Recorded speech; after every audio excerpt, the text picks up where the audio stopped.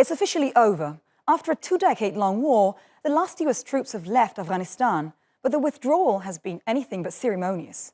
A chaotic evacuation earned US President Joe Biden terrible marks. Now, with the Americans gone, everyone is asking, what's next? While questions over the Taliban's ability to govern are pressing, one issue needs immediate attention: how to secure and operate one of Afghanistan's only lifelines to the outside world, Kabul Airport. I'm here to announce the completion of our withdrawal from Afghanistan and the end of the military mission to evacuate American citizens. The Afghan people won the battlefield and liberated their country.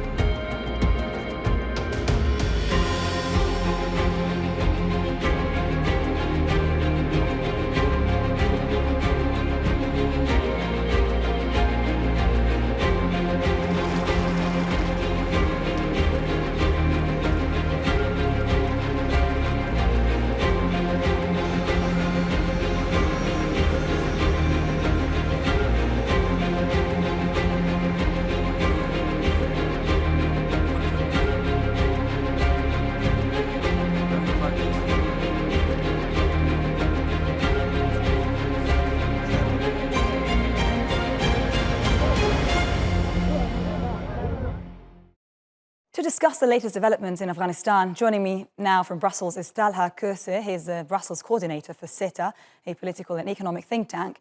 And from Islamabad, Imtiaz Gul. He's a political analyst who has written extensively on terrorism threats in the region. Gentlemen, thank you very much for being with us today. Talha, I'd like to start with you. How important is it to get this airport back online as soon as possible? I mean, what's at stake? What will it mean for the country and for the millions of Afghans who are currently in Afghanistan? I think it's important for the credibility of the Taliban, credibility of the country. I mean, there should be international access and there should be some routes open. So if for trade purposes, for diplomatic purposes, and for all other purposes. So Afghanistan needs to be open to the world. They have to function, diplomacy function, economy, and international actors should know that there's access to country. And also for the people who want to go outside or inside the country, it's very important. So for maintaining the legitimacy and for the integration into international community, the airport is very crucial. So if there is no access to airport, no international aid organization, no international diplomatic presence will be there. And also for aid convoys, for carrying some important stuff, the airport is also very important. And also for civilian purposes, also it will gain more significance. So in order to gain legitimacy, credibility in the international community and maintain main functions, I think the airport is one of the most important signals for the new Taliban regime. Imtiaz, in only just over 2 weeks since the collapse of the Afghan government, we've already seen a great deal of violence in the country. How risky would it be for a country like Turkey to run Kabul's airport, and would the risk be worth it? Yeah, I think we should remember that the Taliban entry into Kabul has been largely without big fighting, except for a few pockets in northern Afghanistan. And now this is reduced only just to confined only to a very small pocket up in the north. Now, for the Taliban, I think this is extremely important to get into, to put together a government that enjoys the confidence of everybody. They have been promising since this morning, for the last 2 days, that they are very near completing a cabinet which would comprise groups drawn from all ethnic and linguistic backgrounds, and they want to make it more amenable, more acceptable to the majority of population inside Afghanistan so that they can function as a normal government. And this will also be extremely critical for the recognition of such a political dispensation if it comes about through political negotiations, through a very broad consensus. I think that will basically take care of the first major hurdle in the way of a new government in Kabul. Right, Talha, another question on Turkey. I mean, since the Taliban's recapture of Kabul, Turkey has been keen to have some kind of role in Afghanistan. Why? I mean, is it some sort of obligation that the country feels towards Afghanistan? What are the ties between the two countries?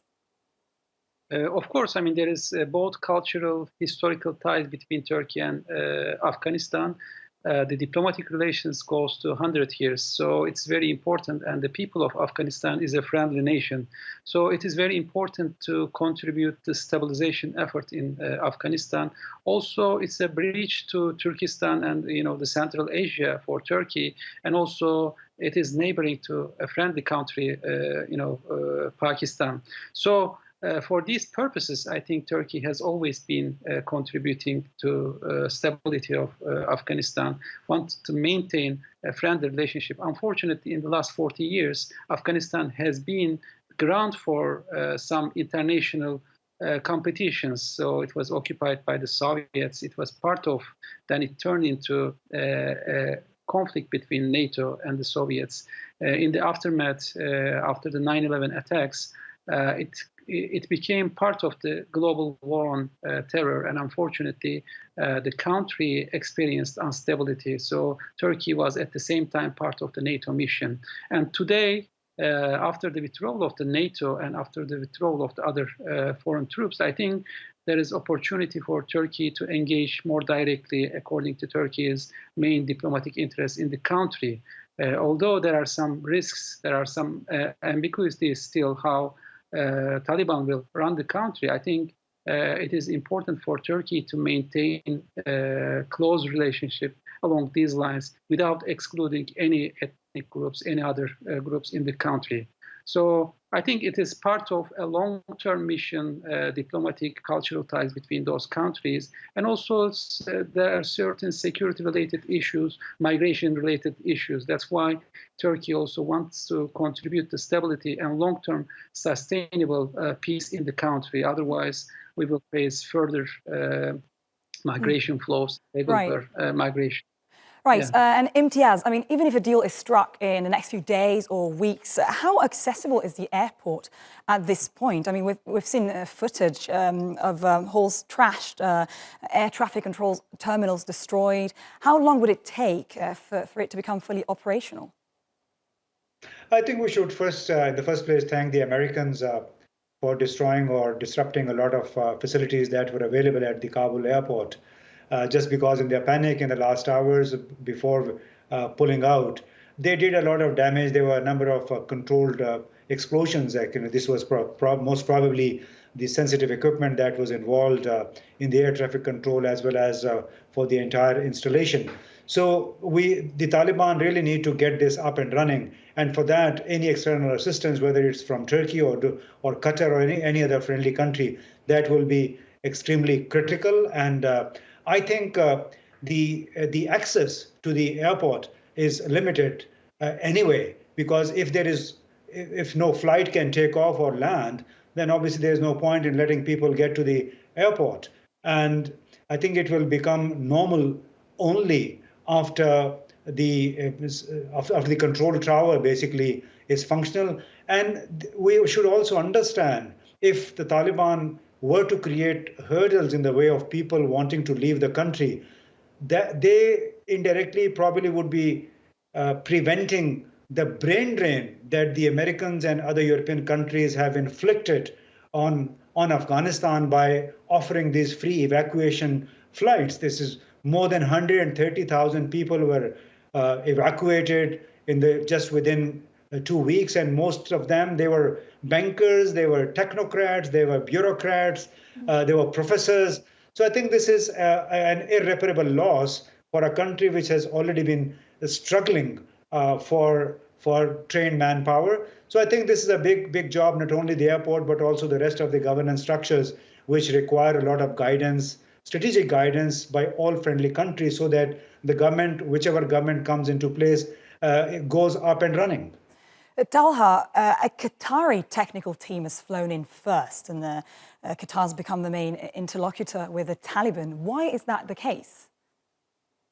I mean, Doha has been an important hub for diplomacy in the last couple of years. I mean, they hosted some other groups like Hamas, and I think Qatar preferred to be hub for diplomacy and want to create an important tie between such groups. Of course, strategically, the space is important. The other thing is that Qatar is known with its liberal regulations, as well as close to U.S. CENTCOM. I mean, you know, the center of the U.S. Central Command is also in Qatar. So it is accessible for Americans, you know, Afghans, Pakistanis, and Turkey, and all these actors actually trust Qatar in their diplomatic relations, and they don't have major strategic interests that would distort the ongoing negotiation in Afghanistan. So it is a safe, secured, and trustable location where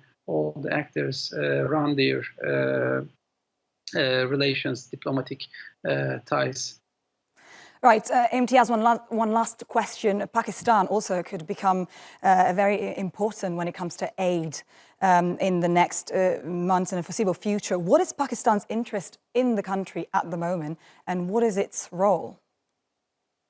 I think Pakistan's primary interest is stability, peace, no cross-border terrorism, and continued flow of trade, as well as exports to Afghanistan. Because as a neighboring country with a 2,600 kilometer long border, Pakistan wouldn't want any instability. It wouldn't want any humanitarian crisis inside Afghanistan, because in case of a humanitarian crisis, a lot of people could be headed towards Pakistan itself, which already has its own platter full of problems. So I think the immediate concern is peace, somehow semblance of peace, a stable government, and most importantly, the resumption of humanitarian assistance, which the US, UK really have to pave way for. Brilliant. We're going to have to end it there. Imtiaz, Talha, thank you very much for being with me today.